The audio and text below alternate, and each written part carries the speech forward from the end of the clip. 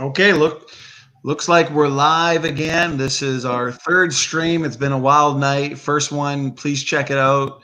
Salvador Cordova lecture on fitness and genetic entropy and Fisher's theorem. Very good, must watch. Our second stream was a debate slash discussion. It was very enjoyable with Snake was right on universal or separate ancestry. So check that out.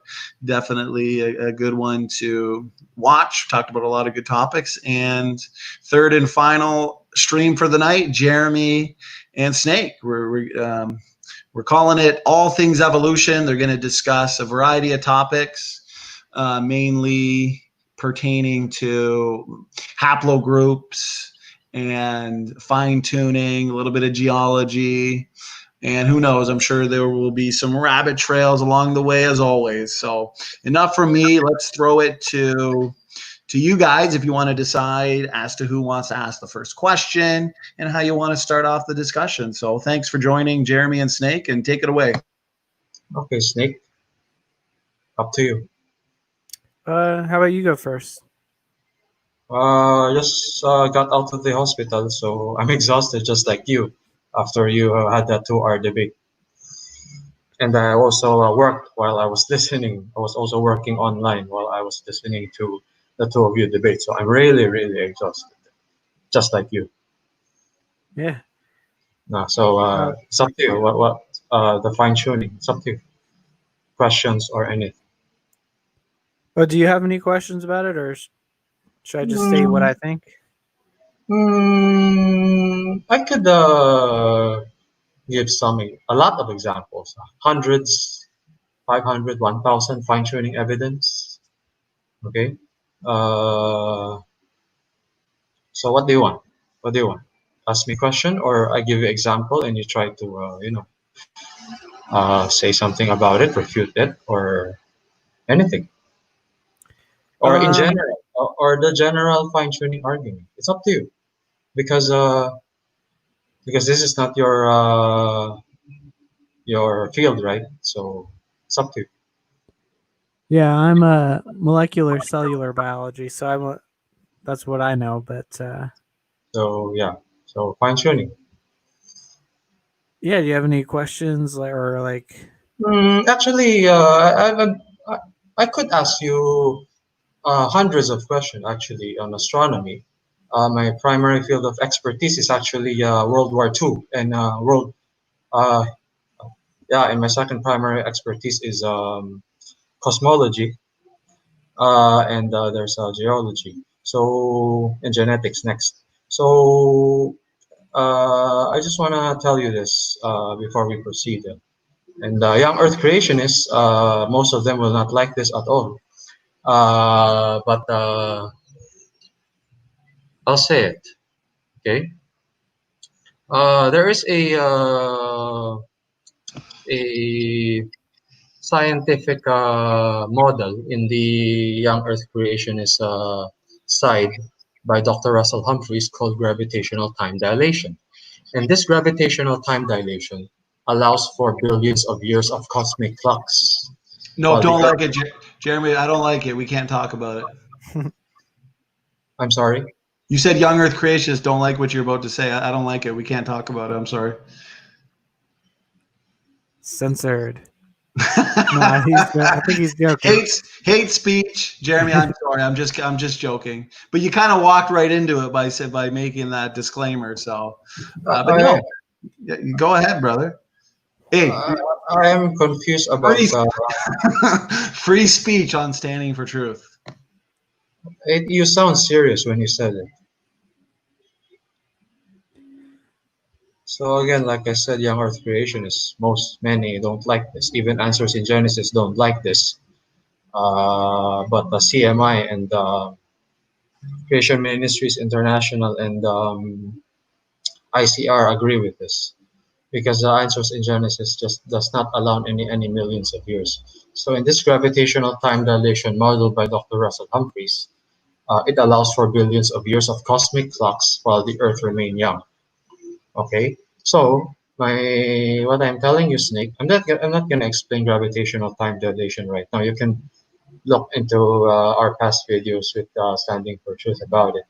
But I just want to say that I can argue from an old Earth creationist side and a young Earth creationist side. I can integrate both OEC and YEC evidence at the same time. So just an FYI. Okay, so there's a model which allows for billions of years old and this model has a lot of Big Bang associated with it. This young Earth creationist model by Dr. Russell Humphreys. So if you want me to go into the OEC route, okay, no problem. I can debate you on that. And because most of the fine tuning are in the OEC route, about 70%. Okay, 70 to 80%. While the rest are young Earth creationists, and also older creationists also can also apply it. So either way, it's possible. So I can argue from the OEC side, I can argue from the YEC side, and I can also argue with both integrated. So yeah, fine tuning. So which route do you want? Um, I mean, whatever you want. Like I think that old Earth creationism is probably more likely. Um, excuse Okay. me. Uh, like Small. if I was to, I mean, if I had my pick, I would say that if I had to pick some sort of intelligent design or creationism, I would still think that evolution was part of the design, even if God designed the universe and created the earth and created life. I still think that evolution is so strongly evidenced that you would have to account for that in whatever creationist model that you have. So if you're gonna believe in God, then you would go the old Earth creationist route. That's what you're saying. Yeah, I don't think Ah, that God necessarily discounts evolution. okay. But the old Earth creationists, they believe in cosmic evolution, but not biological evolution. Okay. Yeah. So I mean, and just whatever you think. yeah. So what are we gonna do? We still don't know what we're gonna do. Well, what did you want to talk about, like Uh, when you came to SFT, or who? I mean, what do you mean? What when I came to SFT? did uh, did he try and set us up, or did you ask him if we could talk? What I think Standing for Truth asked me. Oh, okay. I think, am I right? Standing for Truth?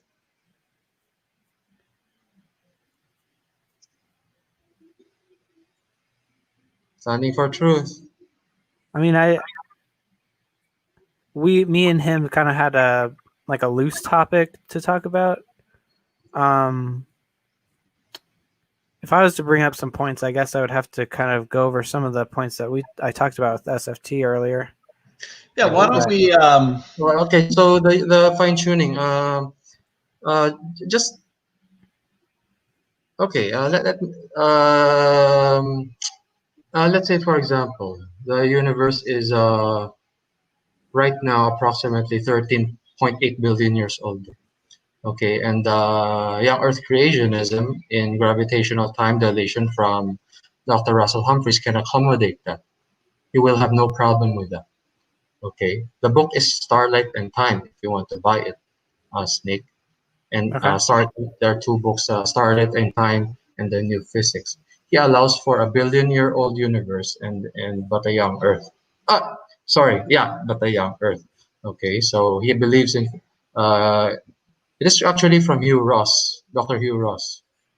Okay, he is the leading old Earth creationist in the world. Okay, okay. So right now, approximately the universe is 13.8 billion years old. Uh, YEC and OEC can both agree on that if we're talking about Dr. Russell Humphrey's gravitational time dilation. Now, my question to you is, it's okay if you can't answer, this is not your specialty.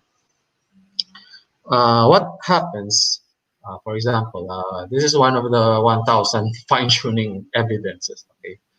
What happens if the 13-year-old, 13-year-old, sorry for my English, the 13 billion year old universe, if it is less than or more than 13 billion years, what do you think happens into our universe if it's less than or 13 billion years uh, in relation to fine tuning? Yes, you said fine, we're talking about fine tuning. So here we go. Um,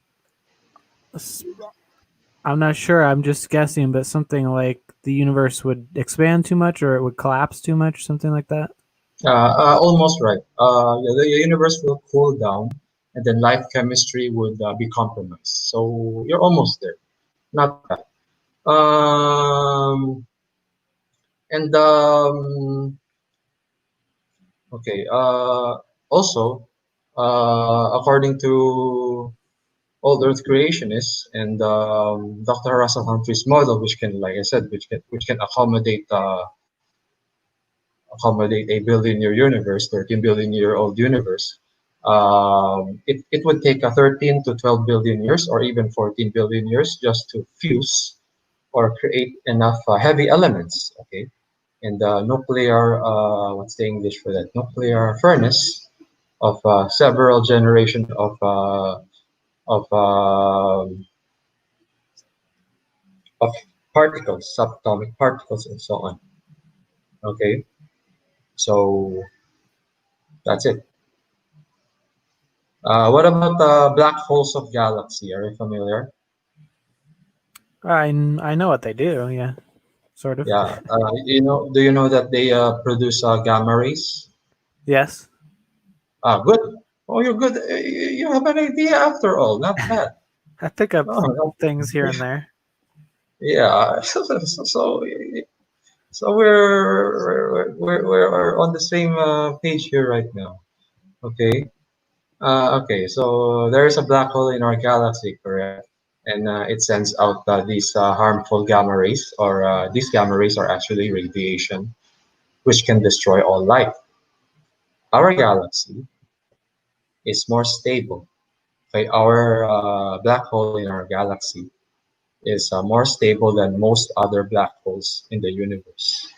Okay, like the size of our black hole, which is not so big, which will disallow it to suck up most of our galaxy's matter, maybe including our own, if it's so big. Okay, but if it's small or medium size, ours is medium size, then that disaster that I just mentioned will not happen. So it's another design feature. It's another fine tuning feature. So anything you wanna say there? I think I understand what you're saying. Like, if our black hole was more unstable, we wouldn't be able to have life in this galaxy. Um, and I guess, I mean, it's always going to come down to like if that were the case and the black hole was more unstable, then conditions would not be friendly to life, and we just wouldn't be here. And so the fact that conditions are friendly to life, I don't take that to mean that it was specifically intended for life. It's just that that's where you'll find life. It's like But in the desert, if there's a a puddle of water, that's where you'll find the grass, but you won't but find the grass elsewhere in the desert because that's not where the water is. yeah, I get your point. So you are telling me that it's kind of like an accident. But the problem is, it's not only black holes that are fine-tuned. Like I said, there's the age of the universe, 13 billion year old. Okay, and there are also other lines, thousands of them actually. That is why Stephen Hawking has to invent the inflation theory, the quantum fluctuation theory. which Dr. Lawrence Krauss enhanced and wrote a book about.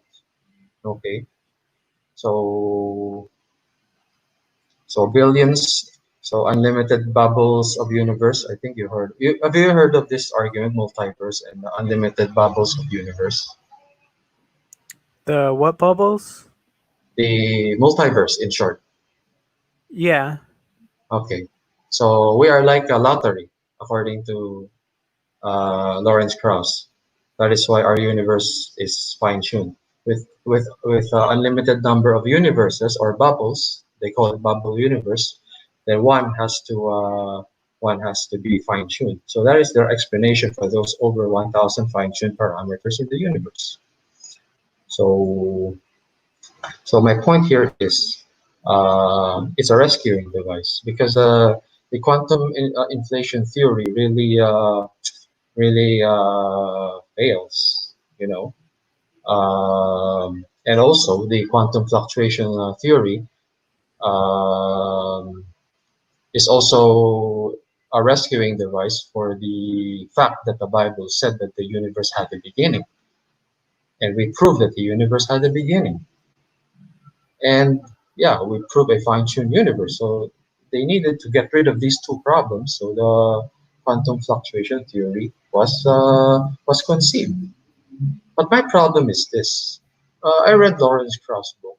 He spends about 80% of his book attacking religion and especially young earth creationists, but only spends 20% of the time talking about the quantum fluctuation theory, which means he doesn't, and there are a lot of magic words like maybe, hopefully like that, or something like that. It is really a guess.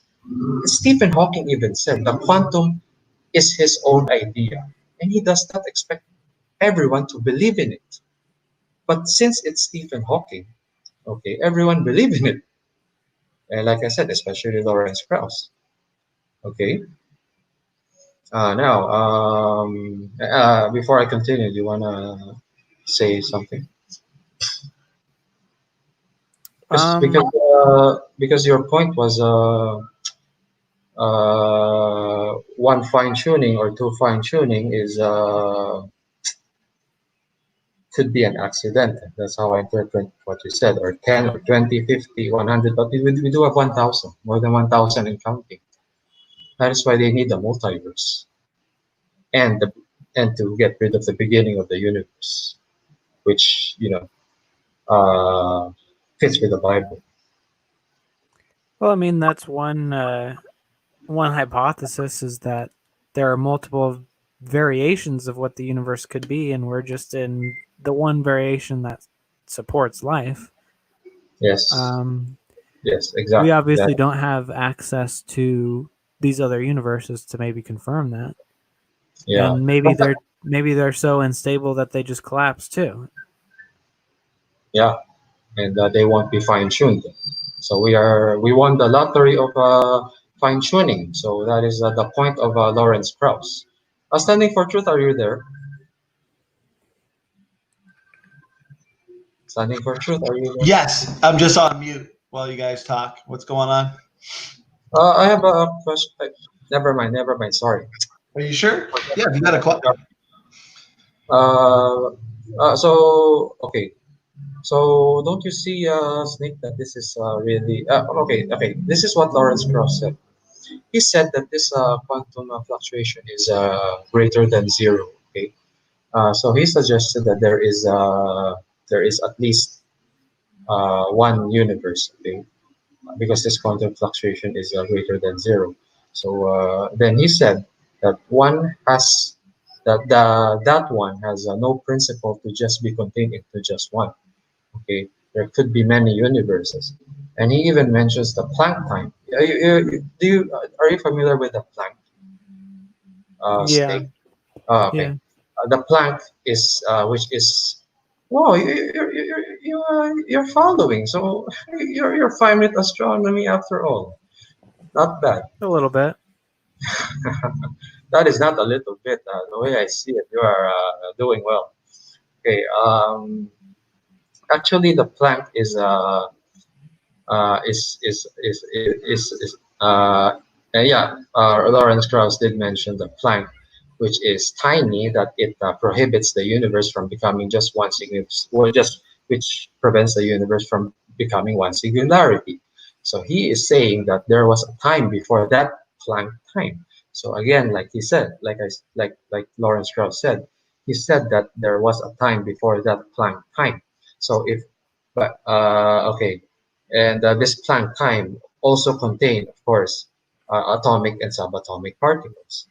Uh, so he guesses that our singularity was not the beginning. Okay, so in short, there was a time before that Planck time. So there was something before the creation of the universe. That is why there is the multiverse, as he suggested, or bubble universes. But there's a huge problem with this. Okay, there's a huge problem with this, according to the secular scientific community. Okay, and like I said, even Stephen Hawking said it's just his theory. He doesn't expect people to believe it. And then Lawrence Krauss enhanced it. He only talk about it 20% in his book, and there are a lot of magic words. Okay, but the problem here is this. One of the main problems is this. As I study it, when you go to the microscopic level, matter behaves weirdly. Okay, remember the atomic and subatomic particles I mentioned. This alone debunks the quantum idea. So now scientists and astrophysicists and astronomers call this quantum weirdness. Okay? And in their documentaries they also said that maybe there is a bubble universe like that. If you're watching their documentaries, I watch them most of the time. Yes. So most neutral astronomers, not atheists, most neutral astronomers don't even entertain the idea. Only atheists who are desperate to get rid of God. So, I mean, this argument can be used for the Big Bang singularity and the Big Bang fine tuning. And in young Earth creationism from Dr. Russell Humphreys, it can be used by his as it relates to his white hole cosmology, because the white hole cosmology is kind of like the Big Bang singularity, but the white hole cosmology is it's kind of like a bigger version or a much larger version of the singularity. Singularity is a dot, but a white hole, as we know, is very huge. Okay, so that's it. So I guess the argument is that the it universe in its current form is too unlikely to have come about by naturally. chance, yeah, by chance. Yeah.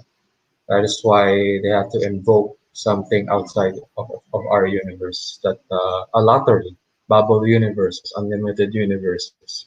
Unlimited universes for unlimited amount of time. One of them would produce one universe that is fine tuned, which is, they say, ours. Because how can you explain the over 1,000 fine tuning parameters? 150, 100, you can say that it's an accident. 100 is no longer an accident, much less than that. But we have one over 1,000, so you can look it up. Yeah, but there's like almost infinite positions in the universe, so there's almost infinite combinations of like, okay, well there's a whole range of how deadly the black holes are going to be, how big the planets are, how big the stars are, how many stars, things like that, just within the universe. So, So how many fine tuning principles are there just for like the universe to even exist? I think there's far actually, less. what do you mean far less? Just like the time dilation, like Mhm. for how much fine tuning needs to exist just for matter to exist and for stars to form and for Mm, different galaxies with different types of black holes to form. Because atoms. once you have all that, you can have a whole range of different arrangements in your galaxies and stuff like that. Yes, I would admit that a lot of those fine tuning parameters are not so delicately balanced. Okay, but they are more or less over there already. So, for example, let's say the speed of light. Okay. Do you know that the speed of light? Okay. For example, it takes 8 minutes for the light of the sun to reach us. Okay. Yeah. Okay. Yeah. The speed of light. Okay. If it's faster, okay. If the speed of light is faster, stars would be extremely bright. Okay. And if it's slower, okay, stars would not be bright enough. So apply this to our sun. The speed of light is just right or fine tuned. See? Well, I guess if the speed of light were faster, then life would just form a little further away from the sun in that case. Speed of light would just sorry, I'm not following. If the speed of light were faster, um, yeah, if it was faster, then it would reach Yeah, further yeah, into it the was faster. galaxy. If So, it was faster than yeah, sorry. so, so wouldn't if everything else was the same, couldn't life just form just a little further out from the sun so that it was less bright? Because there's the anthropic principle idea in which the entire universe was created just to produce mankind. Okay, so you would expect that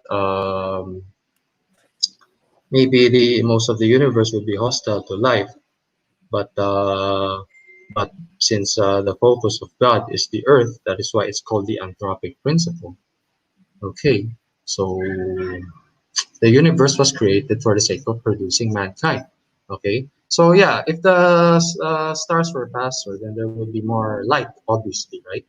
Faster, then more faster. There would be it's more light, extremely bright, and it would destroy life here on Earth. And if you apply this to our sun, yes, the speed of light is just fine tuned, really. And if it's not bright enough, then and if it's slower, the speed, then it would not be bright enough, right? If it's slower, then what do you expect, right? It would not be bright enough. It will not reach us in time, right? So we would have we would not have will be darker. Sorry for my English. It's not my first language. Well, if it was slower, then couldn't life just form a little closer to the sun? If it's closer, could it just form? I'm not. I'm not following. I'm sorry, Snake. What do you mean? If it's slower, then Like if the speed of light were slower, then wouldn't life, if there was a planet that was only 8 minutes away from the sun, couldn't life form there? Like, actually, I now get your point. According to old Earth creationists, okay, but this is not this is also possible in Dr. Russell Humphrey's model, a young Earth creationist, which, like I said again, I have to repeat it often because young Earth creationists might become angry at me if I keep on saying if I am trying to talk about old Earth creationism here. Okay, so God first created. No. God first. Do you know the nebular hypothesis, right? nebular Or hypothesis? yes, the creation of the solar system or the evolution of the solar system. I might be a little It's familiar. it's it's actually in our high school textbooks. Uh, okay, so let just Like the reason it's shaped like a spiral, like or yeah, there's something like that. The nebular hypothesis help shape our galaxy into the way it is right now, spiral. Okay. So, but my point here is at the center of that nebular hypothesis. Sorry, at the center of that yeah nebular hypothesis, what of that cause of our solar system's evolution. Um, the star, the sun formed first, and there are many parameters. Our sun alone has over 30 fine-tuning parameters. It has to be color yellow. It has to be 5 billion years old. It has to be just the right size. And we talk about the speed of light and a lot more. More, I think it's, yeah, 20 to 30, the sun alone. So some highly improbable scenarios happen in order for this sun to become what it is today, a life-supporting sun. So the speed of light that you were talking about was already there because the sun started forming first and then the earth.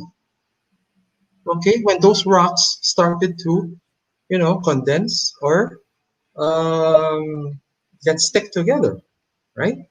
So Mm. that's the answer to your question. The sun started forming first.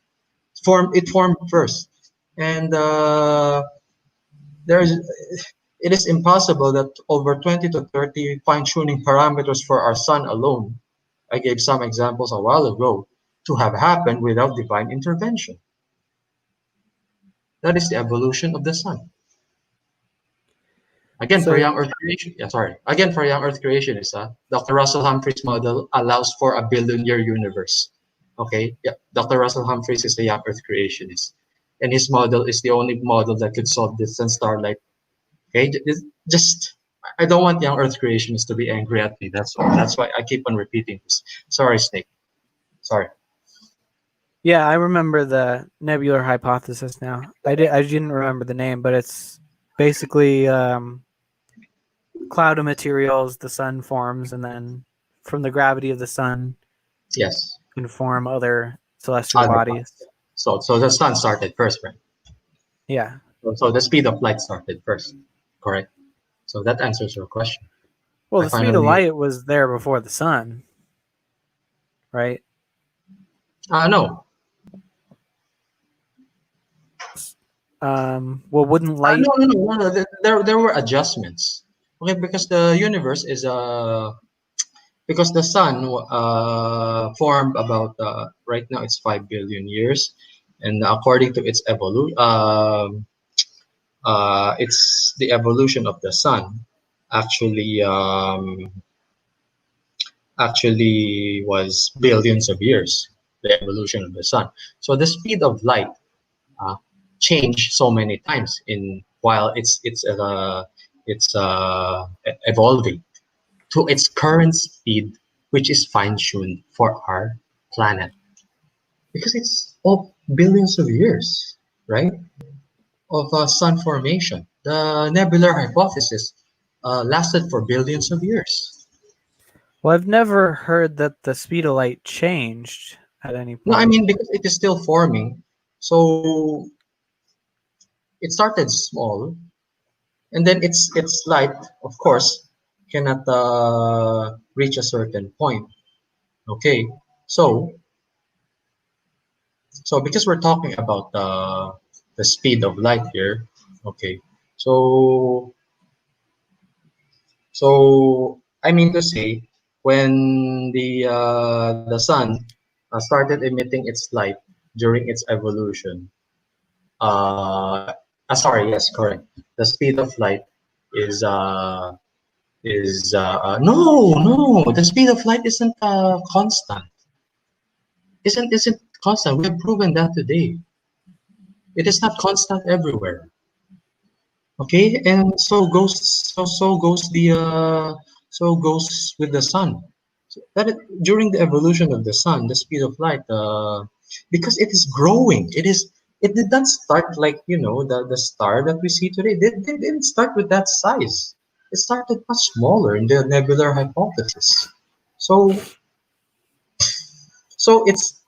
yeah, there's the speed of light, yes, but Well, when it is still small, its speed will not be that fast. It will be not it will not be that fast. It will be slower. Okay, and uh, it will not reach.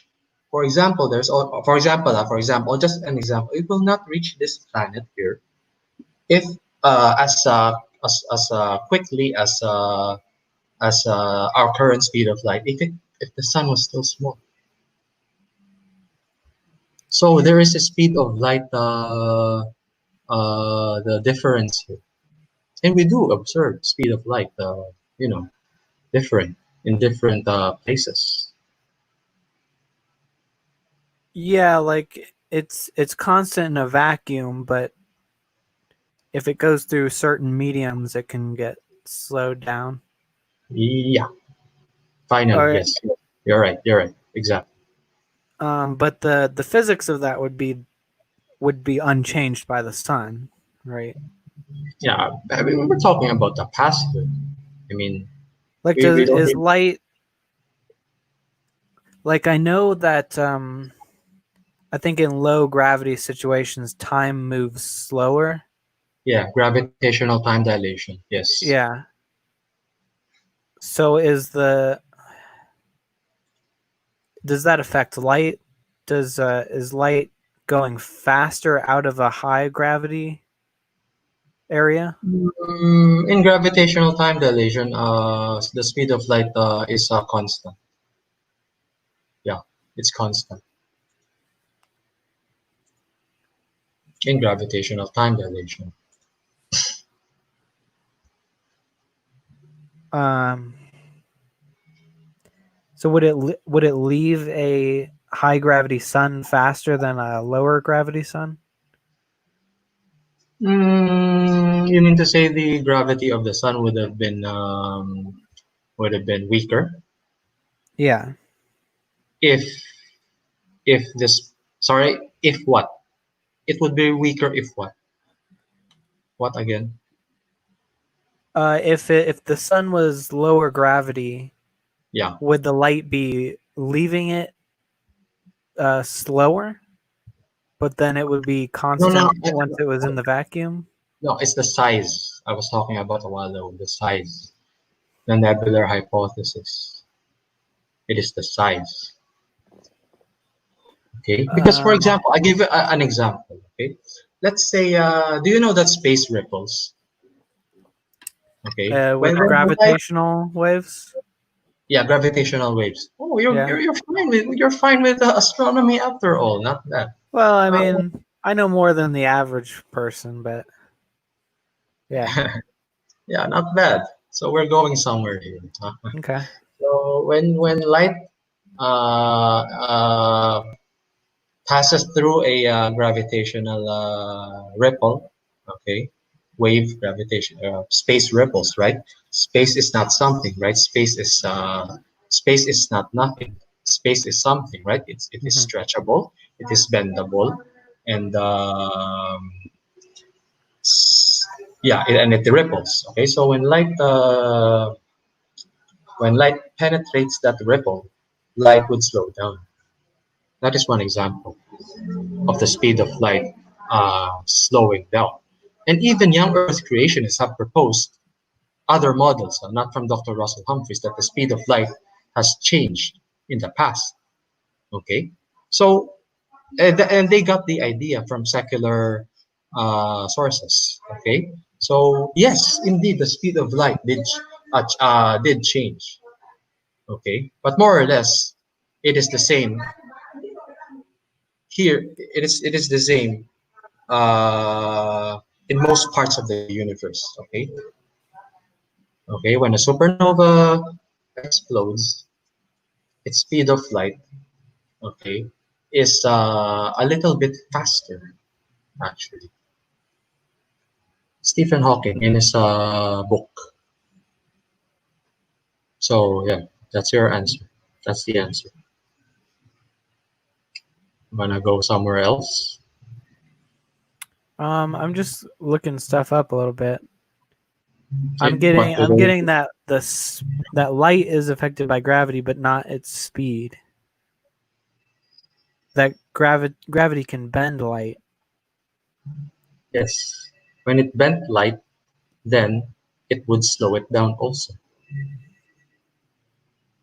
And when it enters a ripple, okay, because it is like let's say a rippling water, okay, a rippling water here on Earth, okay, as compared to water that is not rippling. Okay, when you when you put something on the when you throw something on the water that is rippling, something soft, it would not it would sink. It would sink slower, a bit slower than if you throw a rock at some water that is a soft, not so heavy rock into a water that is not rippling. It's kind of like that. There are a lot of things which could affect the speed of light. That is why young Earth creation is some of them, but I do not agree with their idea. I agree with gravitational time dilation of Dr. Russell Humphreys. Again, young Earth creation is again. I'm not going against so don't be angry at me. Okay, so there are a lot of factors that could affect the speed of light. Young Earth creationists have a lot of explanation to it. I do not agree very much, but they got it from secular sources. There are a lot of ways. The ripple effect is one. The example I give. And yes, gravity can affect the speed of light. And black holes, okay, when that they suck materials inside of it, right? Then it also sucks light, especially, right? It's very popular that it sucks light into it. Okay, so when it sucks light, then the speed of light changes, right? That's another example. I can give more than 10 examples how the speed of light can, but like I said, how the speed of light can change. Okay, but more or less it is constant. That is where we can agree upon. More or less it is constant. And during the Big Bang evolution, the speed of light has to change a lot of times. Because at first there was no light, right? You're familiar with the Big Bang model, right? There was no light really. I mean, when it exploded, sorry, they don't use the word explode anymore. They use the word expand. When it exploded, there was light, right? But but that light kind of dispersed somehow into nothing, almost nothing, and then those particles, right? You're familiar with this, okay? And they got smaller and smaller and smaller. So the speed of light, some of them actually went zero, and some of them they just changed during the evolution of the universe. That was before even the stars were formed. That was before they clumped together, right? Before they clumped together, these uh, these particles that came out of the initial singularity of the Big Bang. Yeah, wasn't it mostly hydrogen? Yeah, in the beginning there was hydrogen. There was a joke in a science class.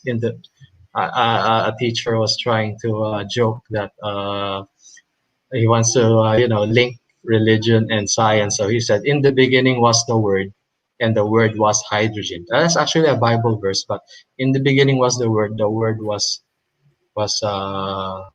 God or something, but he replaced it with hydrogen. So yeah, you're right. It's hydrogen. It's just a joke, actually. He wants to integrate science and religion. So again, young Earth creation is listening. Humphrey's model allowed for billions of years of cosmic evolution. Okay, but the Earth remained young.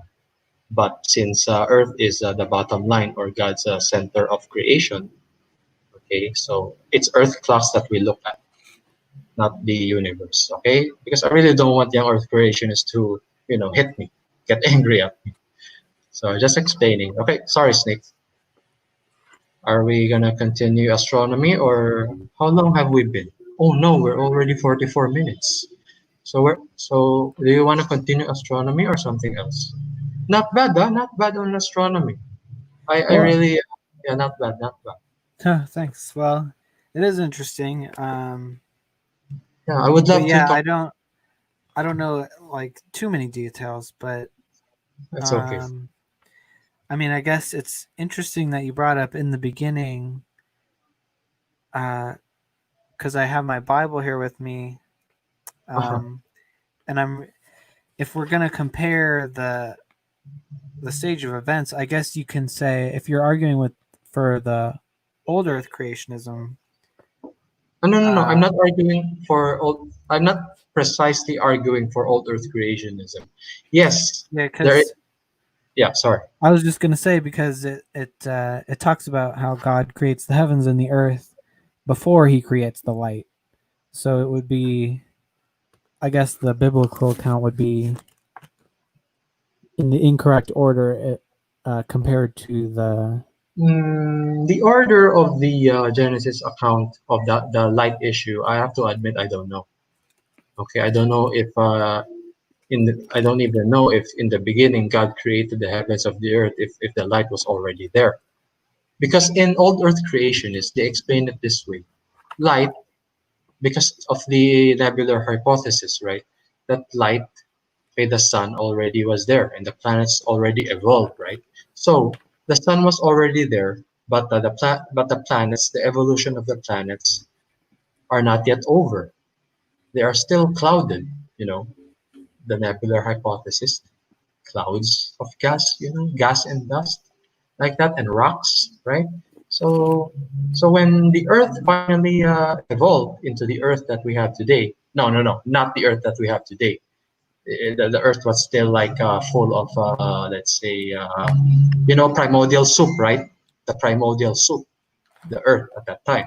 So, according to old Earth creationism, the start of in the beginning, the start of the light, the start when the Earth first received its light was when the the clouds, the black clouds, because of the nebular hypothesis is really gas and dust, and all planets were affected by it.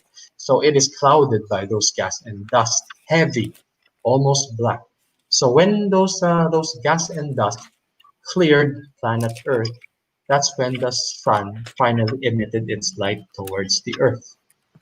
So that's one interpretation. My goodness, there are a lot of interpretation. I really cannot elaborate on. I cannot agree on anything on the light where really the light started in the Bible. So I cannot answer that. It's almost a theological question, Snake. I cannot answer that. Sorry. Yeah, theological. Yeah, sorry, or philosophical, whatever. So I cannot answer that properly. So it's 47 minutes now. Do you want to continue astronomy, or let's go to haplogroups or geology, or you? Up to you. Standing for Well, truth, you're still there.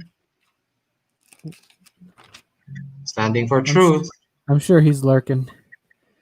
Yeah. Um, well, all I would say about the fine tuning argument, I guess, is well, there are hypotheses that make it work, like the multiverse hypothesis, Yes. um, which to me is just speculative. And but that would be, I mean, I would consider the God hypothesis just speculative as well.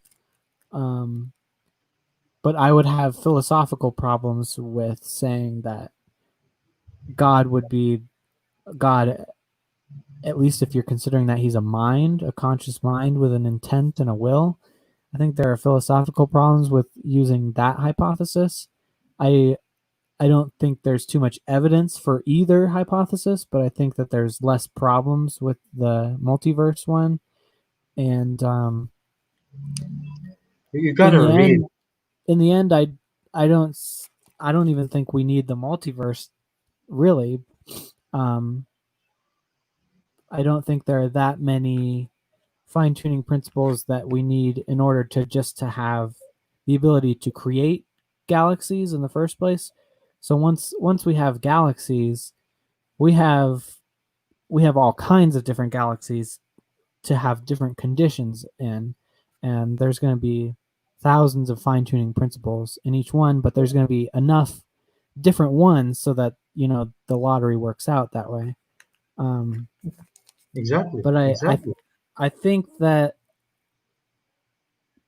if it was different, then we wouldn't be here. But the fact that we are here, I don't think that that shows that it was intended. It just shows that well, we kind of filled the space that was there. But the problem is these fine-tuning parameters are centered around our galaxy and our planet. For example, the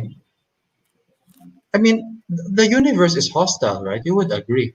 I mean, a planet needs to be in a habitable zone. A planet needs to have the right star. A giant planet in which we found, which is close to the star, is kind of like impossible. You need a lot of parameters for life support. So most places in the universe cannot support life. But it turns out that ours support life. That is why there is the anthropic principle. Like I said before, the universe was created for the sake of producing mankind. So the universe evolved so that we could exist. Something like that. And the formation of the sun, only the sun, I'm talking about only the sun, has already 20 fine-tuning parameters, like I said. Okay? And don't forget dark matter, for example. Okay, dark matter holds for example, our Milky Way galaxy together. And if you read the Bible, there's an idea there that God is holding all things together. So I believe this dark matter, since it holds all things together, it holds galaxy clusters together, it holds the cosmic web, and so on. So I think dark matter was invented by God, a fine-tuning parameter in order for those galaxies to not drift apart so much and collide so much, right?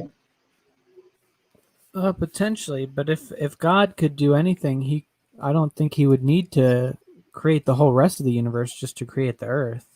I think. The point, yeah. Sorry, you were saying? Well, I would say that something like the flat Earth, or something just more Earth centric, some Geocentric. kind of model, geocentric, would be a much would indicate fine tuning a lot more, or would indicate the anthropic principle a lot more. Actually, all leading cosmologists agree on fine-tuning. Okay, the simple explanation is that is why they need the bubble universe. I promise you this. There was even a book named Rare Earth. It was written by an agnostic, and it was peer reviewed, and it passed peer review. The book passed peer review. You can Google it, Rare Earth.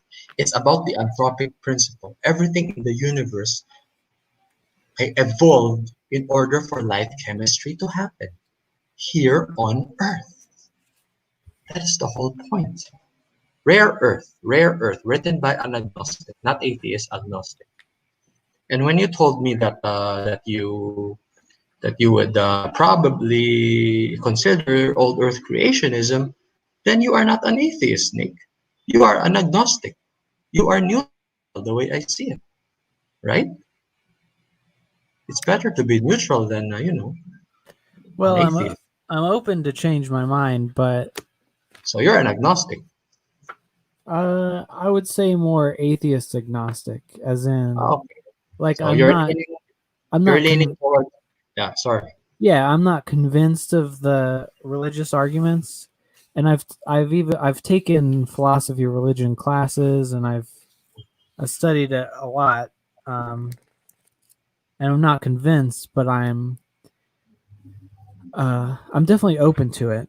I actually would prefer that the universe was made for human life, but I'm just not convinced of it. Even if there are 1,000 fine-tuning parameters in which was peer-reviewed, and there are hundreds of quotes from astronomers who acknowledge it. When you got hundreds of quotes, then you cannot say that they are, and you can also check the context. Okay, and when 100, more than 100 astronomers are saying the same thing about this fine tuning, then it becomes evidence, right? And Well, rare earth. I haven't read anything where the conclusion was that the intent was for human life. other than like Sorry. religious sources? I mean, I'm sorry, I did not follow. I did not take any philosophy religion class, by the way, so I cannot answer any of your philosophy or related to religion thing.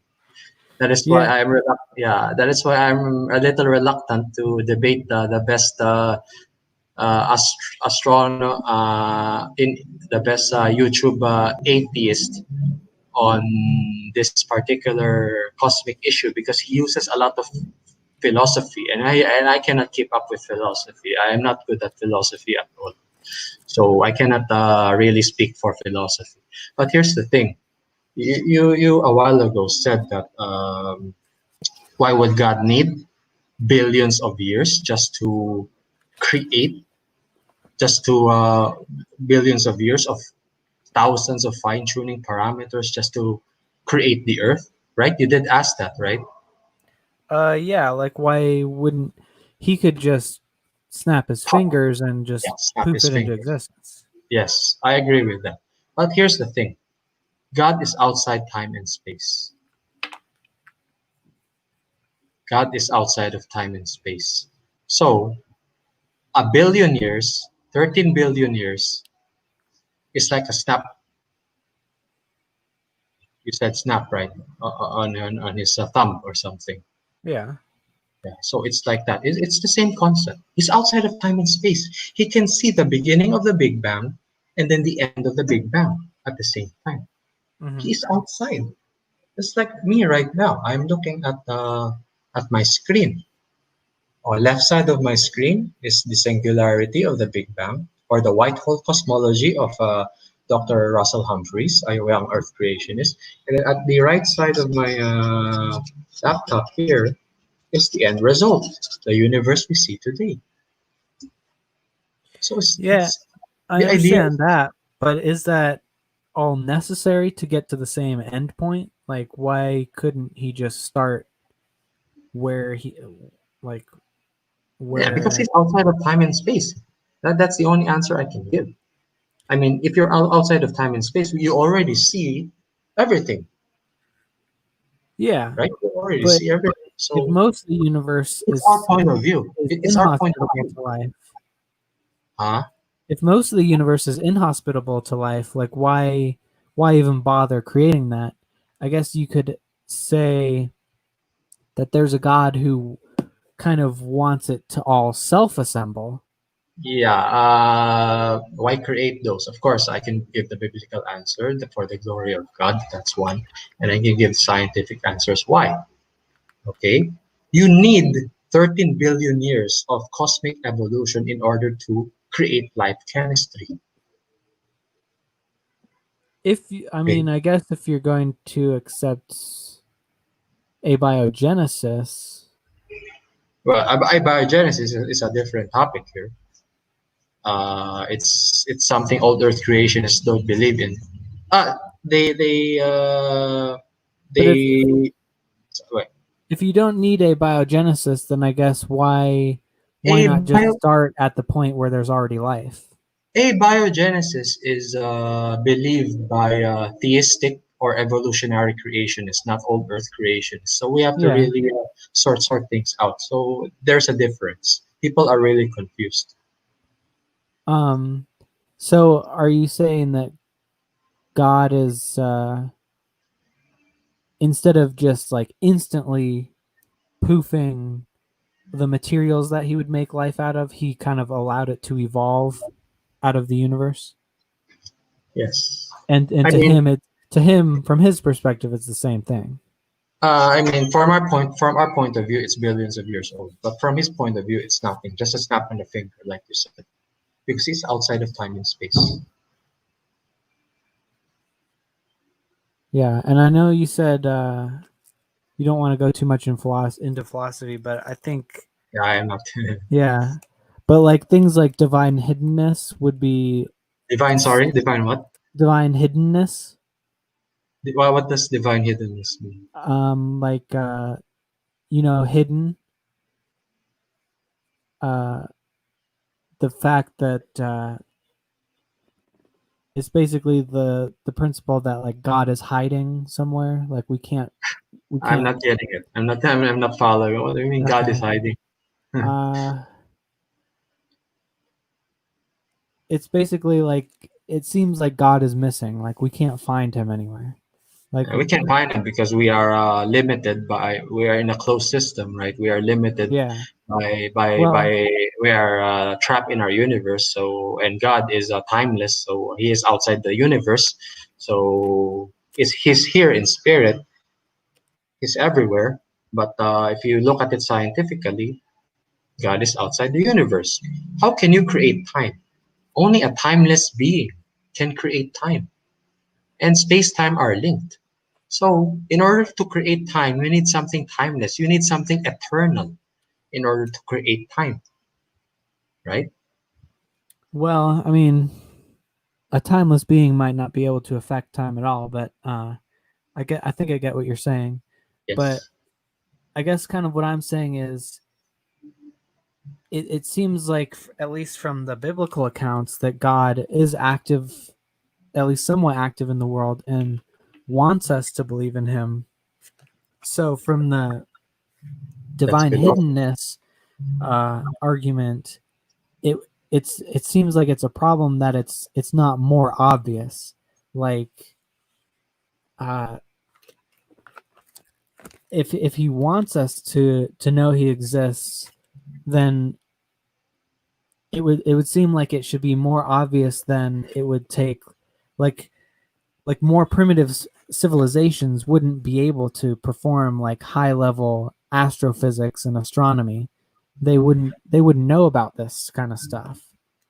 And so They did build it. if this is like where the proof of God lies, then it's like, well, then we have no proof of God until like the last century basically.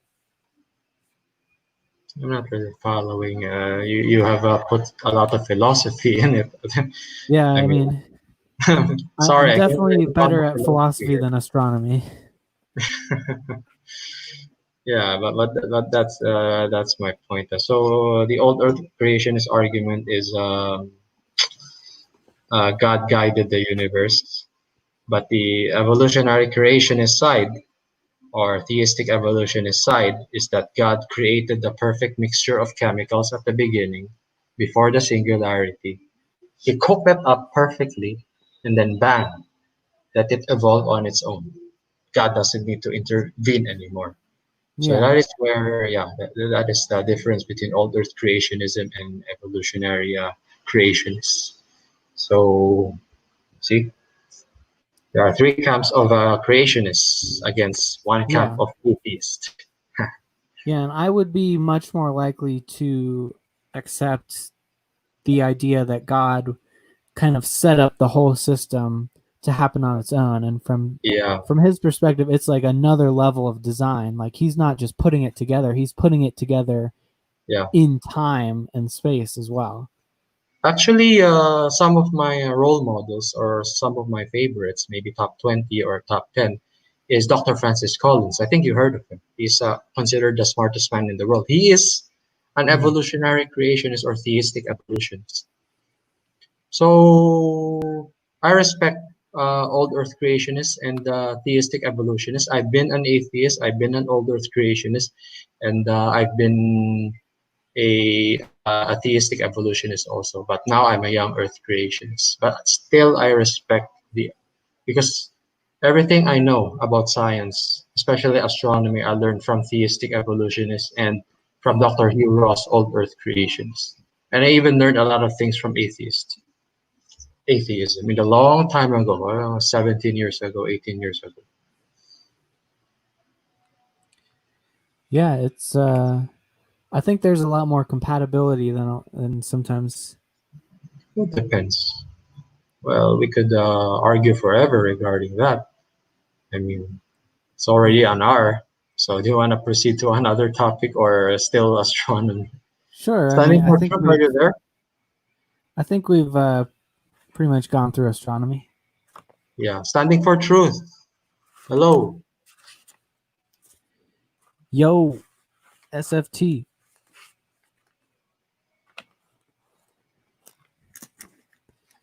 Or raw math, are you there? Is he still awake? Sorry, I was on the couch with the computer muted while you guys were debating. I was about to So you say, Um, is he on the you're not couch? listening to you have not listened to anything we talked about. oh yeah, the couch is right next to the laptop. I have my laptop on the table, so So you heard of yeah, it. I listen to So everything. It's you been so you heard everything we discussed with Snake. yes, it's been a great discussion so far. It's been, I mean, it's Uh, mostly been astronomy based, and and so I would like to ask you a question, standing for truth. It's sure. already an hour. It's already an hour. We did agree on discussing some geology and the haplogroups. Shall we continue? Snake, what do you think? You guys decide. Are we gonna continue? Because the Snake said that we're done with astronomy, right? You just said Yeah, why Snake don't we move to? I think an geology enjoyable. I think an or enjoyable topic would be haplogroups, since you guys have. I've heard you guys discuss geology in great detail. I've heard you now. there are a Talk lot more about things to discuss in geology, in which I would like to debunk Snake into. of course, yeah. You know But what? it's okay. Let's do It's it okay. then. You guys decide. It's because it's already an hour. The deal was 1 hour. So Let's yeah. go through So geology real quick then. uh, so standing for truth. What do you think, Joel? So what? Yeah. If there's specific arguments you guys want to cover in geology, go ahead. That's a good idea. So let's try geology in. How long is the maximum time standing for truth? Well, take your time whenever you got me. If you guys end up going, an hour and 45 minutes or so. I mean, however long it takes. I'll say the last hour went by quick. So, You just however interrupt long me. it takes until you guys get tired, no rush. Actually, we both are already exhausted. I just came out of the hospital, and Snake has just debated you. So, so we're really both exhausted. But it's okay. We can continue this. And remember, young Earth creationists. Again, I am not. Just don't get angry at me, okay? That's all. Yeah, we can try to go quick. Maybe like, Yeah. So, what do you think, 10 geology minutes or or? haplogroups. Standing for truth. Just tell us when to stop. When or not our time limit. Low Well, maybe we'll go for like 10 or 15 more. in geology, Sure. and then haplogroups another 10 to 15, something like that. Okay. Um, yeah, or I mean, it's getting pretty late, but Yeah, it's actually 3 p.m. It's afternoon in my country. I live on the opposite side of the world. yeah, I'm getting late over here. Almost 1 Yeah, o'clock. I'm also very tired. Yeah. So are we gonna, so what, 10 minutes to 10 minutes, haplogroups and geology? You decide. It's up to you. What did you want to talk about geology? Well, you can start it off. I mean, some things that we might have left off before, which I already forgot actually. Well, I Most of think last time I think we kind of left off. You were talking about what it was like I forget the exact animal shells, but it was shells coral. that were all pointed in the same direction. The nautiloids, is that it? Yeah, yeah. Okay. Actually, what is your counter argument to that again? That they should Well, not be pointing into the same direction, right? But well, when you look, I think just the fact that there's ocean currents would naturally point a lot of oh, them in the same direction. no, no, Snake, they are actually not in the ocean. They are in just a 3 meter layer extending from the Grand Canyon up to Utah. They're more or less just 3 meters of space of layer which contain these nautiloids. And when you look at nautiloids, have you heard of the Saturn V rocket by Dr. Werner von Braun, which took us to the moon? Oh yeah. Yeah, yeah. Nautiloids are also like that. They're designed when you look at them. They look like missiles, right? They look like rockets, right? Right? You see them, right? They look like missiles. Uh, They look like rockets. like the cone-shaped ones. Nah, the what? The ones with the cone shape. No, the ones with the sharp ones at the Yeah, back of it. yeah. Yeah, it's kind of like that. Actually,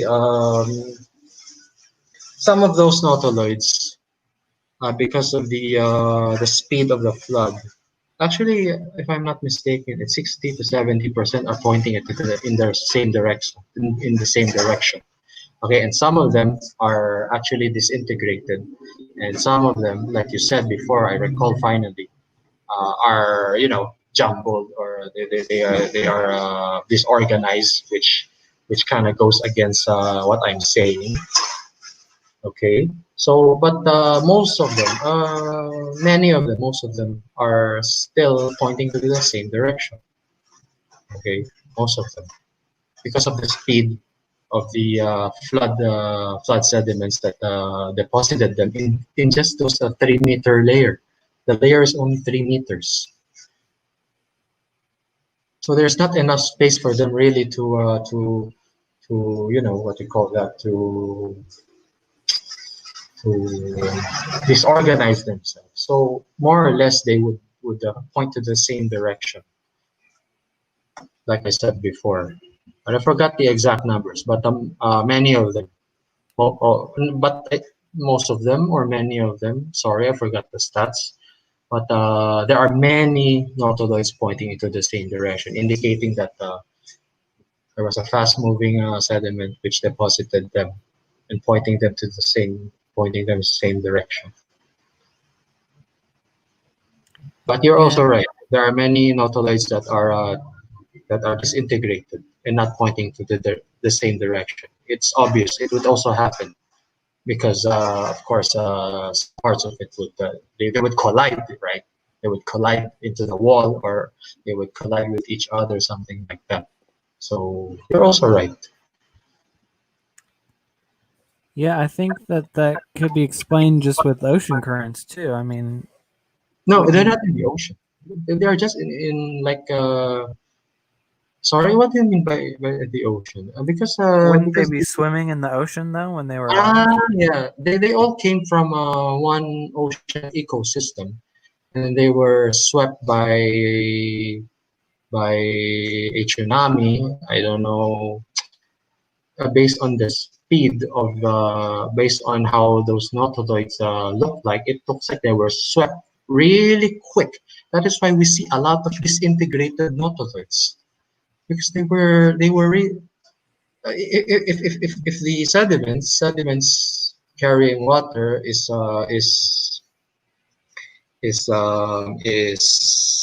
slow, then we would not find a lot of disintegrated nautiloids, right? But since there are many disintegrated nautiloids, okay, but like I said, there are more nautiloids that are not disintegrated. Sorry for my English, but they are intact. Okay, so that means since there are also many nautiloids that are disintegrated, not intact, the current must have been so fast. The the tsunami must have been so fast. I don't know the height of it. The height of it, because it's only 3 meters, right? Where these nautiloids are in the Grand Canyon up to Utah. So I would speculate that the the size, the height of the tsunami is only less than 50 feet. But because of catastrophic plate tectonics, something pushed them so fast that it led those nautiloids into this integration. And look, and yeah, they're so fast. That is why they extend from Utah up to the Grand Canyon. Okay, a slow moving um,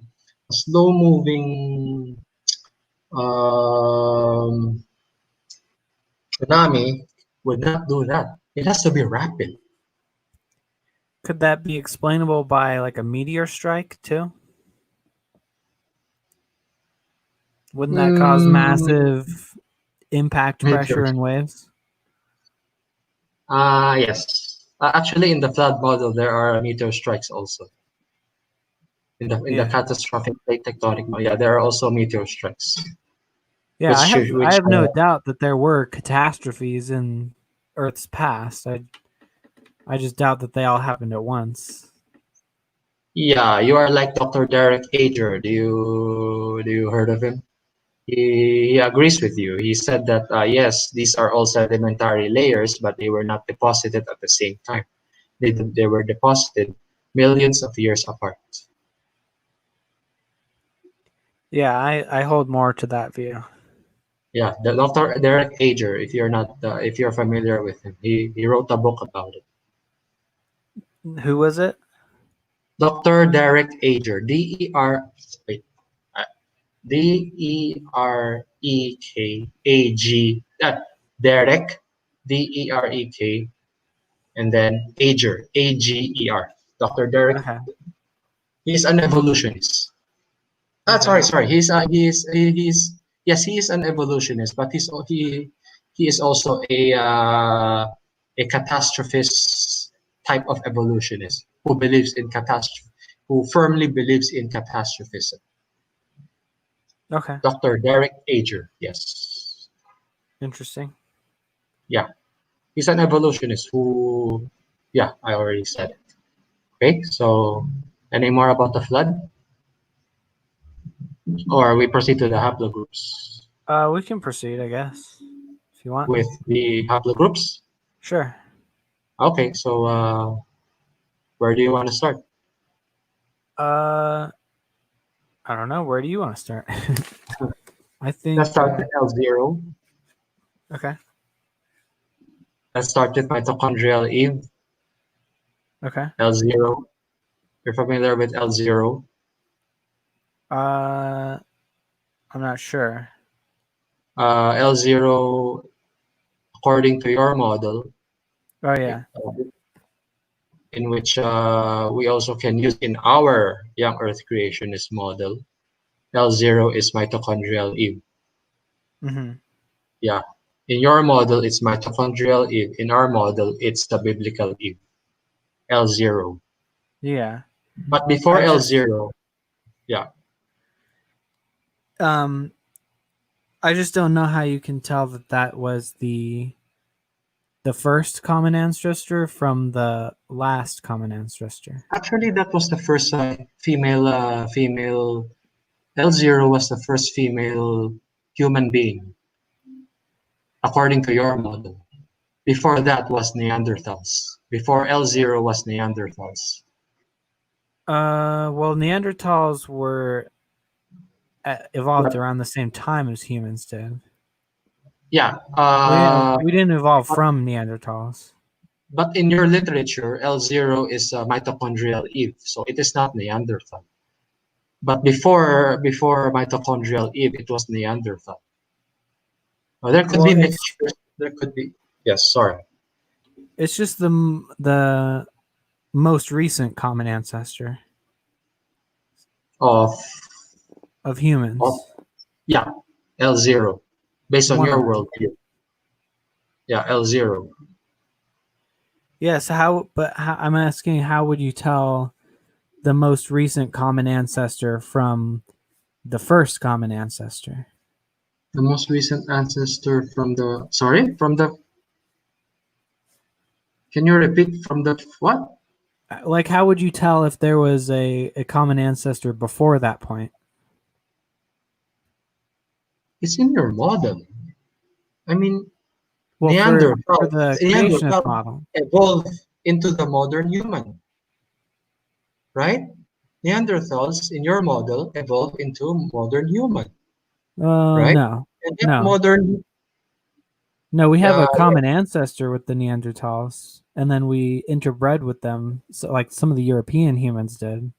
so you're talking about the African inbreeding, right? No. That is why the haplogroups, most of the haplogroups are over there. Well, I'm talking about so the Neanderthals and the humans had a common ancestor, and then they were able to interbreed, but like only Europeans have Neanderthal DNA. And how do you explain mitochondrial DNA L0 in your haplogroups?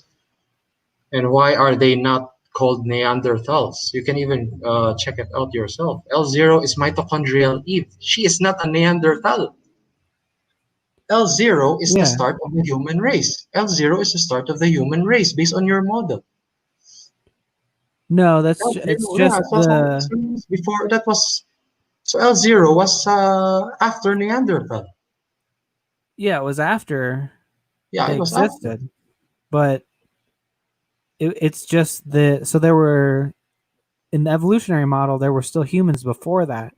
That's just the most recent common branching point We still see of Neanderthals all the in. haplogroups that exist. Sorry, I mean we still do see in some museums that Neanderthals were, especially in the British Natural Museum of History. My friend just went there and took pictures, and I saw Neanderthal. Okay, right, and of course before that was Lucy and the rest. I saw Neanderthal, and after that is human. So Yeah, but that's not really accurate. so so where so why is there an L0 mitochondrial Eve? And then those L0s became L1, L2, L3 haplogroups, human haplogroups. They were already human. Mitochondrial Eve, L0. You can check it out. There's no Neanderthal mentioned in your literature, which correlates with L0 with the L0 haplogroup. There is none. Yeah, because What is in they split with humans before that point. Oh yeah, they split with humans, and then those humans became the L0. That's where mitochondrial L0 came from. And Yeah, but those that doesn't Neanderthals. necessarily mean it was the first human. No, it was the first human. You're talking like a young Earth creationist right now. You're telling me that Neanderthals are humans. Uh, You're sounding like a young Earth creationist now, Snake. they're Homo, but they're not Homo sapiens. So no. So they are kind of like 98% human, something like that. Okay. Here's where we can agree. Okay. You said they branch off. Okay, I agree with that. I've read that from your literature. They branch off. Okay, so here, Neanderthals still exist. Okay, they are still in Africa. Okay, and then here is L0 mitochondrial Eve, human already. L0 mitochondrial Eve. So this is where we can finally agree. Yes, yes, Uh, well, more or less. sorry. You What? said they split. Sorry, you said you said they Well, split. we can agree that I know they split. all humans today are descended from L0. Yeah, mitochondrial Eve. Oh, But there were humans before that, though. there were humans before that. No, there were no humans before that. There were Neanderthals before that, and then they split and then became L0. But how would you know that? You just said it. You said they split, and I know Well, they no, did. because L0 isn't considered the first human ancestor. It's just the most recent common ancestor, which Female, means yeah, female. yeah, We're talking about female here. yeah. Yes. So where is our disagreement here? Just that there would be older common ancestors than L0. Exactly, Neanderthal, right?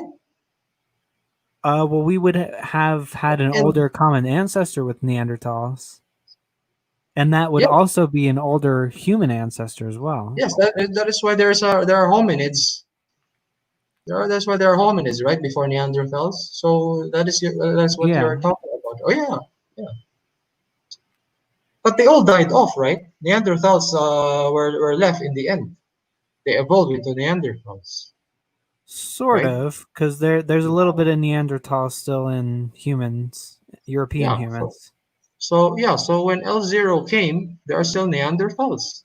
That is some evolutionists disagree on this. There's really no consensus on this. They say Neanderthals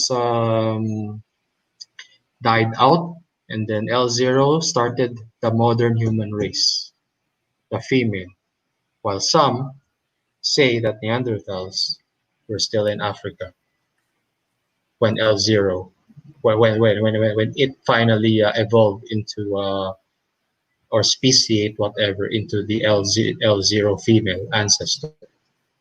So there's really no consensus here on the topic. Um, Yeah. What's yeah, your I next think point? so because they had already split by that time. Yeah, that's one camp of evolutionists who believe in it. But the other camp believe that Neanderthals had their shot and then went extinct. Okay, then they became L0. Then L0 they went extinct. Okay, they first evolved into L0 and then they went extinct. But it's hard to tell because it's really hard to carbon date them. They give different carbon dates. So that's Um, L0. well, as far as I understand it, that was the L0 was still Homo sapiens and not Yes, yes, yes. Homo Homo sapiens. neanderthalensis. Yes, yes, yes. Homo sapiens is human. Yeah. Yeah, yeah. So she is our ancestor based on your model, and in our model, she is the biblical Eve. So there is some similarity here, as you can see. Um, so I guess under your model, you would consider L0 to be the ancestor of Neanderthals too. In my model, there are two scenarios. Okay, it's really very complex. It's already one standing for truth. Tell us to stop if we reach a time limit. Standing for truth, are you there? Guess it's not there again. Uh, yeah. There are two scenarios here. One, we can use the evolutionary scenario to to prove the L0 is the biblical Eve. Okay, so the L0, okay, is the biblical Eve, right? Okay, and then the L0 haplogroup would of course produce the L1, L2, L3 haplogroups. Okay, but here's the thing. Okay, in our model, L2 and L3 were lost during the flood. L1 and L2 were lost during the flood, leaving L3. Okay, and the L0 also did produce other types of haplogroups like M and N. Okay, and others. Okay, but these N and M did survive. Okay, when they survived, um, one or two of because this is a biblical world. So when they survived, they were the ones who were laughing at Noah when he was building the ark because they didn't believe that it was going to rain. Okay, they didn't believe it was going to rain. So, but only one one person, okay, in one female at the N haplogroup and the M haplogroup sur survived. Okay, they married two of the three daughters, sons of Noah. Okay, and that their genetic differences are actually very few. So we infer in our model that they are sisters. Okay. And don't forget, L1 and L2 were destroyed during the flood. Okay. It's hard to really elaborate with our limited time. And there's L3. Yeah, so L3, okay, just like N and M, okay, only one of them survived. The rest also died during the flood. Okay, because only 8 people survived right after the flood. So are you following? I'm using the evolutionary out of Africa scenario. Like I said, there are two ways to explain this: the out of Africa and out of the Middle East. And the out of the Middle East or out of Babel is the better explanation for our model. But to make you understand better, I am using the evolutionary out of Africa scenario here.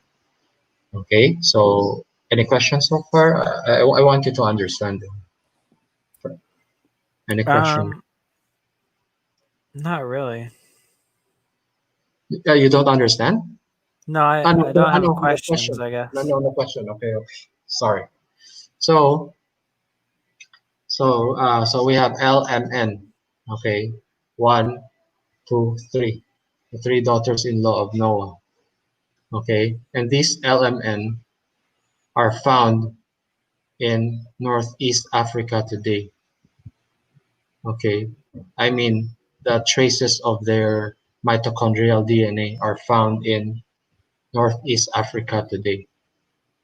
Okay, and look at this. What are the odds that there are three lines of mitochondrial DNA, which fits the biblical idea that there are three daughters-in-law of Noah? Okay, that's the point. And we do see three lines of, and they are spread all over the world, this LLLMN. Okay. And right now, as we know, Northeast Africa and Western Middle East is the center of genetic diversity worldwide. Okay. It is too close to the LMN, or it's almost right there, Northeast Africa, to this LMN. Okay. There, like I said, they are found all over the world. Okay. So what are the odds, right? Or it's also possible that this LMN. All right, so any questions so far? Or do you want to dispute what I said? It's up to you. Well, I mean, I guess you can make it fit. So you're okay. So do you wanna? So there's nothing you're gonna say? Nothing? I mean, my objections with the biblical model would be more on the lines of things like which person on the ark had all carried all the STDs and things like that. STD, sexually transmitted disease? Yeah. I don't know. No, I don't know about that. Never heard of that actually. Which of them carried STD? Well, I guess it wouldn't have to be one of them carrying all the STDs, but Maybe there's a lot more than 8 STDs, so someone it had could to have be. it could have happened before the flood or after. We don't know. Actually I never heard that in creationist literature. But the STD itself. But if I'm gonna generalize that STD, it would be a genetic entropy. Yeah, genetic entropy. um and genetic entropy in the disease, or The STD. Genetic entropy caused the STD.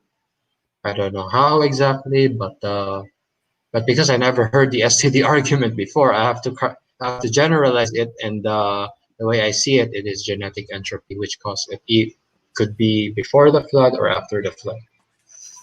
I don't know where STD started or came from, honestly, and it's okay to say I don't know. Yeah, I mean, either they existed before the flood or they evolved after the flood. Yeah, But someone would have had to carried it on the ark if it existed before. yeah. Or no, no, no, not necessarily. Maybe it happened after, maybe something happened after the flood, right? To one of those three. Because there are not only three women there are also three men. So we have several people there who could have developed this disease somehow. I don't know clearly.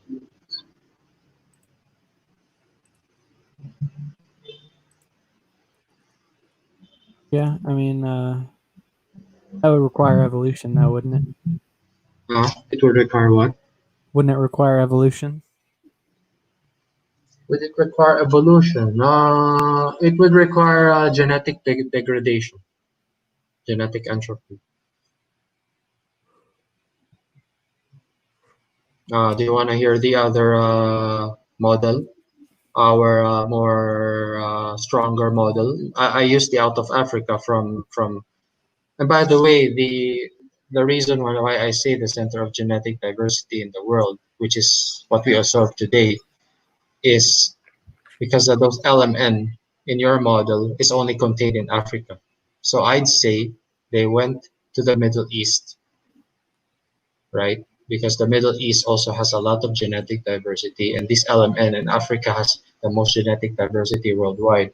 So they went to the Middle East carrying their huge genetic diversity, and then that is why Western Middle East, Jordan, Syria area, okay.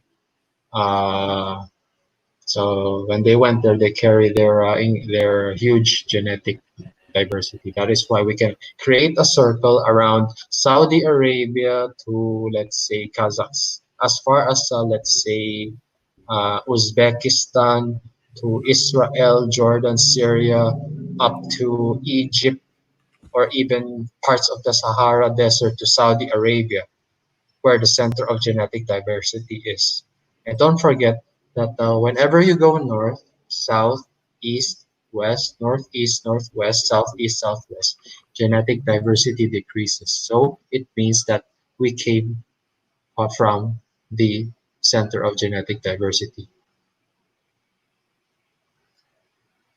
So your turn. Or you want me to explain the other model? So any objections? Um, Not offhand. I mean, Nothing for now. yeah, We're tired. I feel like I'm getting pretty tired though. Yeah. Standing for truth. So are we finished, Snake? Yeah, I'm here. I'm here. That was a great discussion, gentlemen. Yeah, So poor Snake. You've been at it for a while now. Hour and 40 minutes, 2.5 with me. So it's been a good night. But both discussions combined, we've been able to touch on some really really good topics. Believe it or not, even at 3:30 a.m., we've still got nearly 20 people in the chat. So people. People are enjoying this. So these are important topics that need to be discussed. So if you guys wanted to say some final words, I can imagine. I'm sure we're all tired. So if you guys wanted to say some final words, we can shut it down for the night. well, I have nothing to say anymore, but nothing much to say anymore. I want to explain the out of Middle East or out of Tower Babel to Snake, but maybe next time or right now. Anything, Yeah, anything will do with me. But I have really nothing more to say other than I want to explain the out of Tower, the out of Babel or out of Middle East, which is more robust than the out of Africa, which I used a while ago. yeah. I mean, So I think we should pick it up next week, and I'll have a little bit more steam. yeah, okay. So I have nothing left to say. Okay, Good well, day. it's been a good night, guys. To people in the chat, if you haven't yet checked it out, we've had a good lecture tonight, a discussion between Snake and myself, and then a discussion between Jeremy and Snake. So if you just tuned in, you've got a lot of content to watch. It's been a good night. We've got a few debates that we've just scheduled. In the next couple weeks, we should have Ken Hovind and Ron Garrett debating. We've confirmed Erica, who goes by Gutsa Gibbon, will be debating John Maddox. That's next week as well. We're actually working at confirming Bill Morgan and Aaron Ra for next month. And myself, I should be debating Conspiracy Cats for round 2. I believe that's in about 8 or 9 days. So, yeah, we've got a lot to look forward to for the next month is the point. And anybody else interested in discussion and discourse, let me know. Email me and we'll set something up. It's been a good night. Good discussion, gentlemen. I'll hand it over to Brother Ramat to shut it down for the night. Okay, goodbye, Snake. Yeah, sorry I kind of lost my energy there, but Yeah, me too. I just came out of the hospital too. I'm really exhausted. And I was working while you and Standing for Truth were debating. So yeah, we have to end this now. well, I hope We'll you're see you. feeling all right and everything. Uh, I hope you're feeling all right. I'm feeling really exhausted right now. I feel like my head is gonna, come down to my laptop. Yeah. So, see All ya. right. See ya. See ya. Yeah. Well, we're all going to sleep